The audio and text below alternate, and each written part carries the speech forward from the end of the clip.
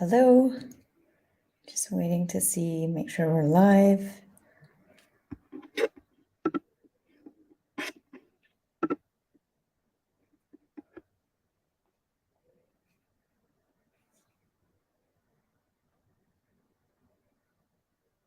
Okay, we're good to go. Okay, so I thought I would pop on and you'll notice we've been adding Google Forms to the VIP vault. And so there's lots of uses for it, and we have some training in there already, but I wanted to do this live specifically on quizzes, and then we will add this into the membership so that you have that available as a resource. So first off, when we talk Google Forms, I tend to think of them more for surveying an audience and getting feedback, but they're also used for quizzes. I know teachers know that, and homeschoolers are probably all over that, I hope, but it's a great way to really streamline things for yourself as a teacher or an educator because you can have some insights right there for you and link it to Google Sheets. So that's why we've kind of dived into Google Forms. I know we are Google Sheets here at Spreadsheetables, but they do link with Google Sheets. And so we find them really helpful.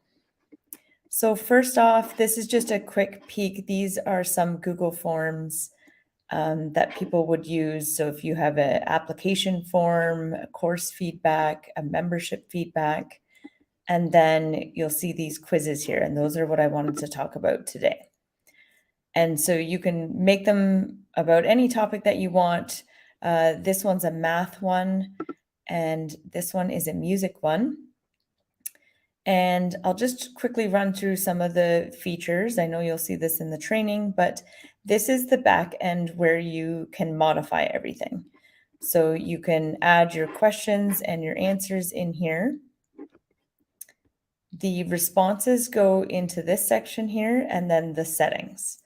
And if you ever want to preview it, so what your students are going to see or whoever the receiver is, you can click this button to view what it's going to look like. So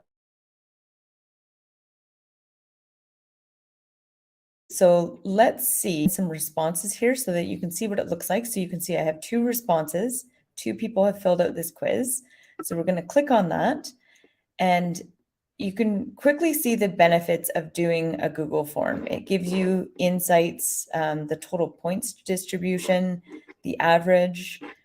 If there's people missing questions, it'll show you what ones are being missed.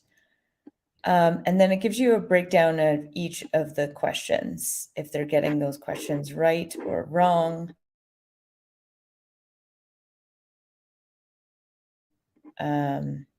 To correct responses. This was me just playing around with it, so the responses were wrong. This one got 50% and 50% wrong.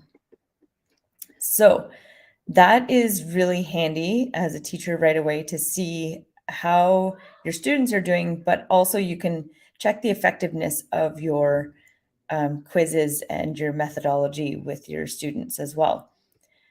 Now you'll see this up here. It says view in sheets. And that's what we love about this is that it's going to put all the information in here.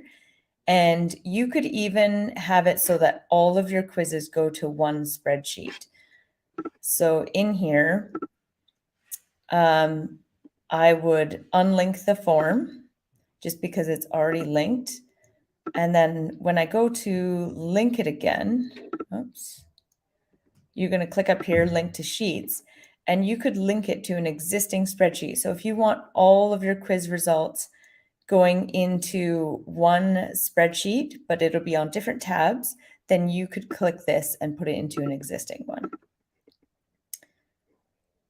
So that's the responses. And you'll notice in the, I'll go back to the spreadsheet. For this one, because I was playing around with it, I didn't enter the email address, but you'll want to make sure that you are collecting some way to know which student has completed this. So I'll show you how to do that quickly because that is an important setting that we don't want to forget. So if you go to settings and we'll scroll down Under defaults, I think it's under here. Yeah, so form defaults. It asks about collecting email addresses by default. So right now we have it as responder input. So if I go back and show you that, oh, it's not active. Hang on. Okay, let's do, if it's on do not collect, you're going to notice that there's no questions for that.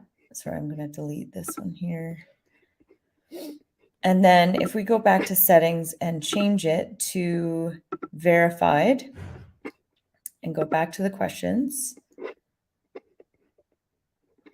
it has this message here. This form is automatically collecting emails from all respondents. So they would have to be logged into their Google account to make that active.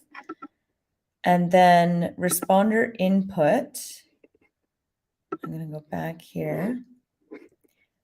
Responder input is, so the student's going to manually have to enter their email. So if you notice the difference, the one prior to that, it would just automatically be collected because you're logged into your Google account, while this one is relying on them to type in their own email address. So it's important to have one of those options, otherwise you're not going to know who's filled out the quiz. So I'm going to go back to, actually, let's go back to the questions first.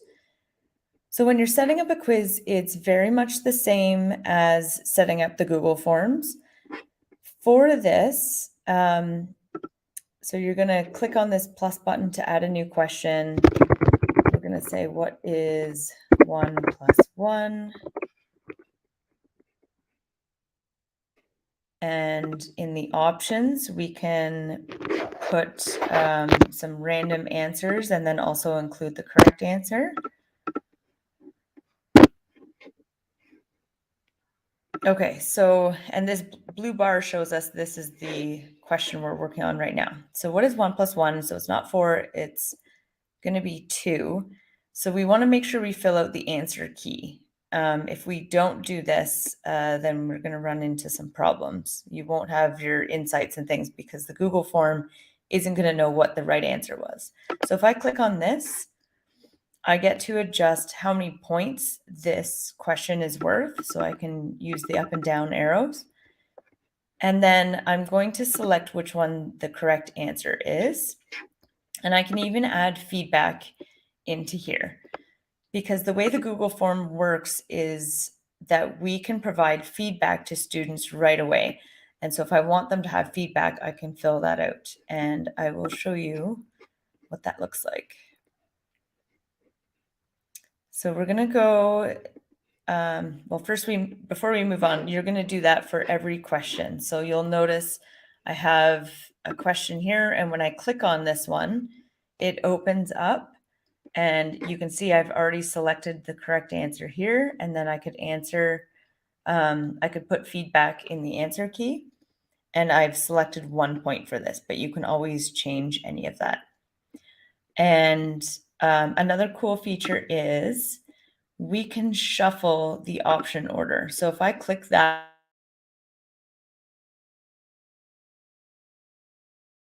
beside each other, or not answers, but the multiple choice to shuffle, so that maybe hopefully that will help you want to shuffle those. Okay, I'm going to unclick that.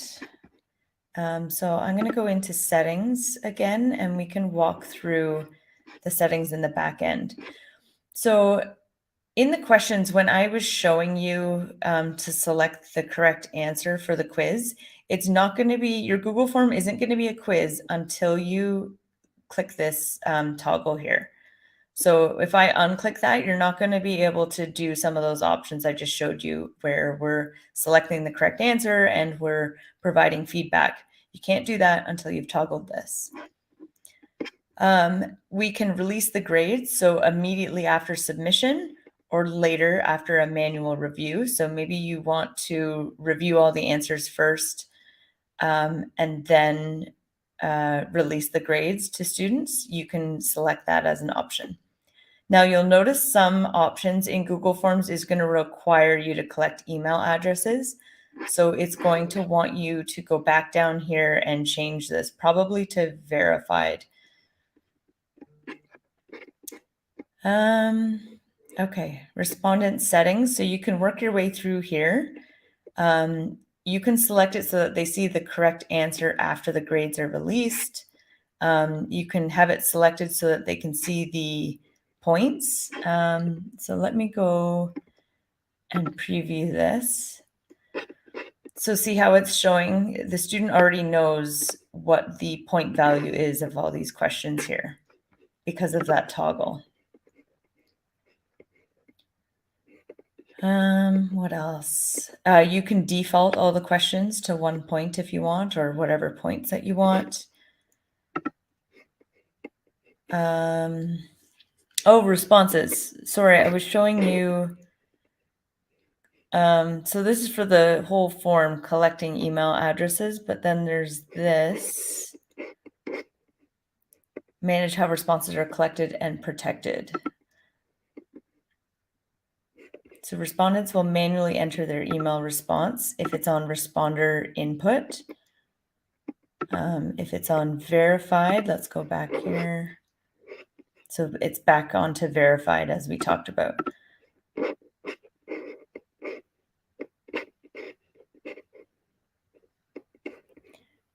You can send them a copy of their response. So I'm going to change this one to responder input.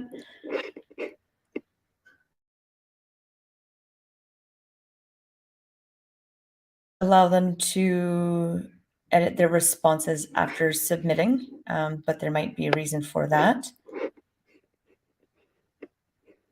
Oh, here's this section I was talking about, like requiring sign-in.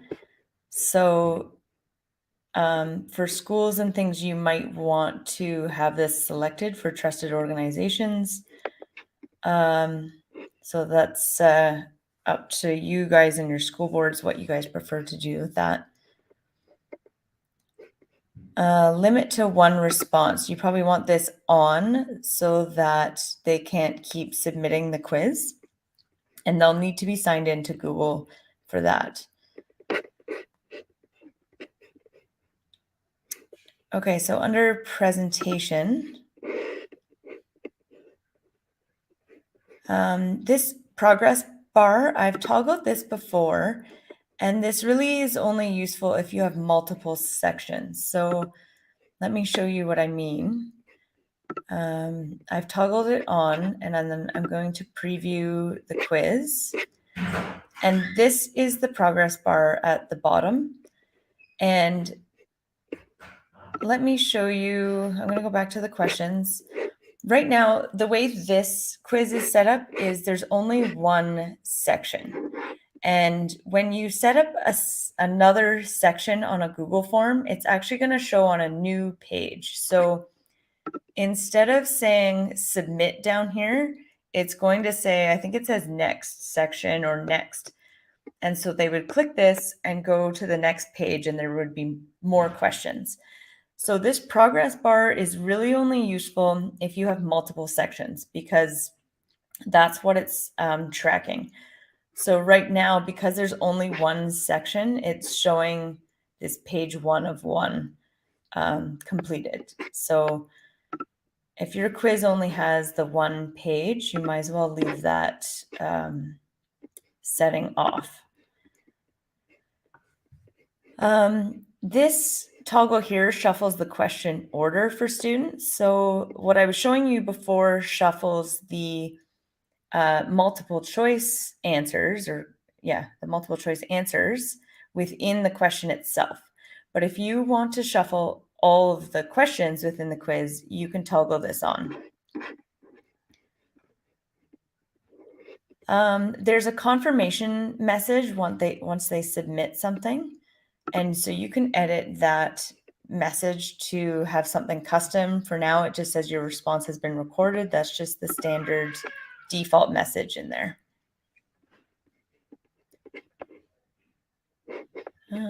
What else? Okay, so I hope that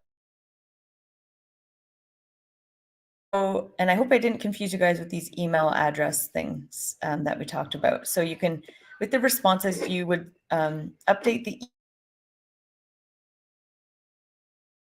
it's do not collect verified or responder input. And these are just default settings down below.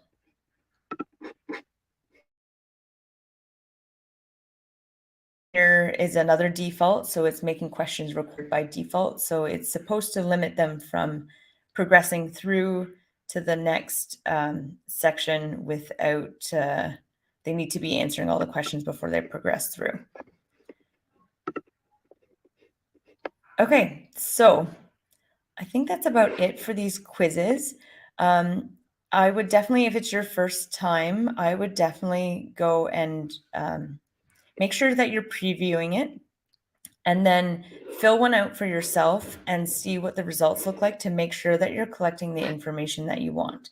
So let's do that here. I'm going to switch off the verified.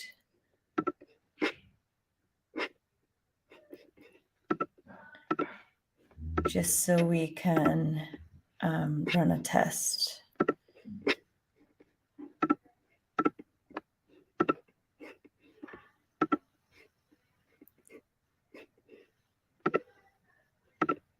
Too many tabs open here.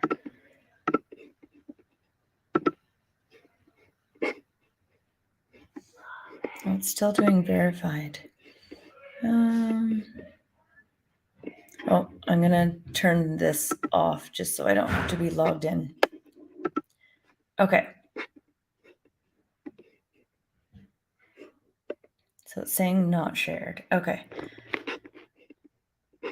So I'm going to fill it out, choosing correct answers and incorrect ones just for, just to see what it ends up looking like. So I'm going to click submit. And so this is that custom message we talked about. Your response has been recorded, so you can customize that if you want. And then click view score. So this is what the student would view if you allow them to. So they can see the results here. They can see which questions they got right and wrong, which is handy for like that instant feedback. But again, you can turn that off if you don't want them to see those results right away, or you want to manually check over the answers.